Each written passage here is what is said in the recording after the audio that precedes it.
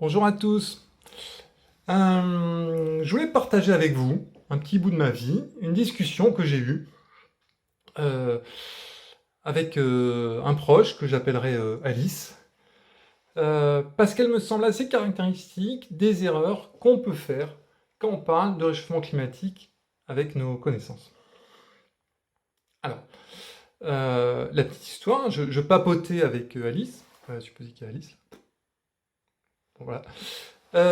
Et nous parlions d'une connaissance, un tiers qu'on va appeler Bob. Hein. Voilà, donc on papote là, et Alice me dit, au fait, Bob ne mange plus de viande, est-ce que tu sais pourquoi?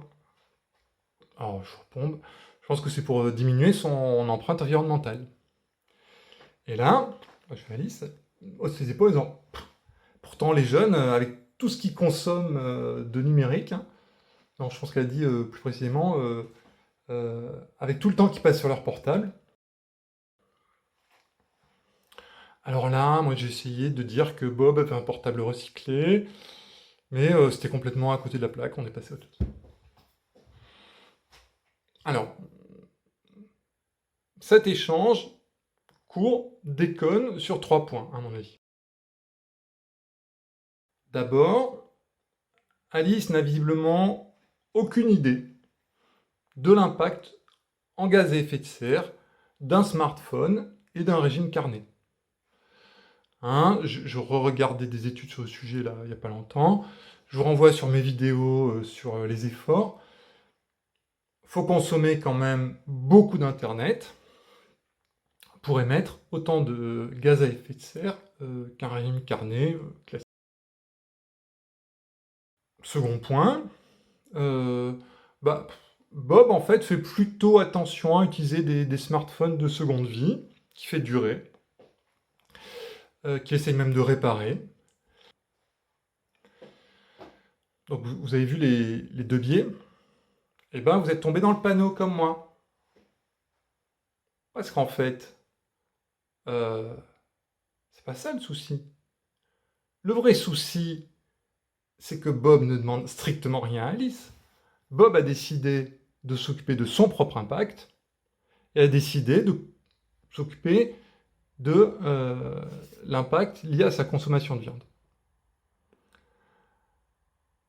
Il demande strictement rien à Alice. Pourquoi est-ce que Alice se sent tout à coup obligée de donner un avis? Voilà. Nous sommes 2022, au début de la transition liée à la baisse de nos gaz à effet de serre. Hein?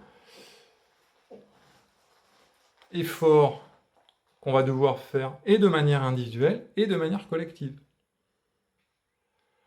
Que chacun commence par faire des efforts là où ça lui est le plus facile, bah, c'est normal.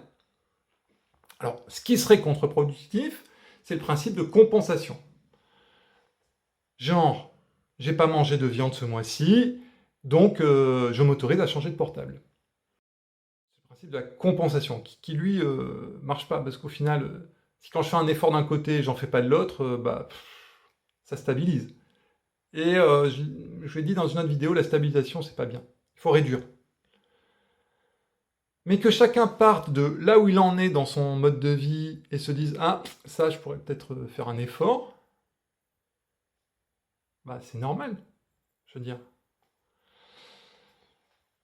Je vous conseille même de commencer par faire des efforts là où ça vous est le plus facile.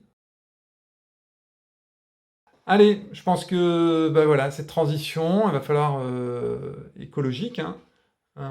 Ça va être des changements de vie. Ces changements de vie, il faut qu'ils soient socialement acceptables. D'accord?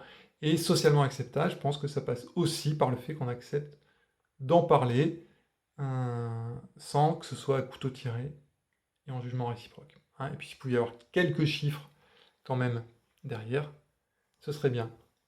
Allez, un peu de bienveillance les uns envers les autres et continuez les efforts que vous pouvez faire.